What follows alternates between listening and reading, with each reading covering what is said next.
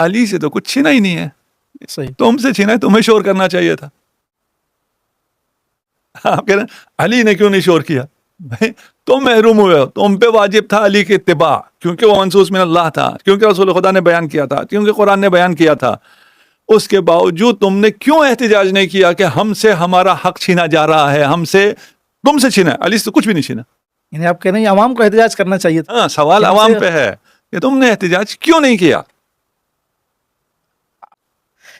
یعنی جو خدا کا تقرب تھا وہ اسی امام کے سلسلے سے ذریعے سے ملنا تھا, وہ اس سے لوگوں سے وہ اس کو دور کر دیا گیا. آپ یہ کہنا اگر چھوڑ دیا تو خدا کے تقرب سے بھی دور مسئلہ تھا, خدا سے ہمارا جو تعلق تھا وہ کٹ گیا. اب نہ نماز سے خدا کا تقرب حاصل ہوگا, نہ روزے سے خدا کا تقرب حاصل ہوگا, محروم ہو گئے.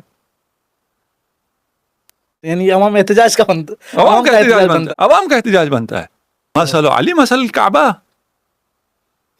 ابھی آپ کو حج پہ جانے نہ دیں, یہ کوٹا لگا دیں, فلان کریں, تو کعبہ احتجاج کرے گا, یہ حاجی احتجاج کریں گے؟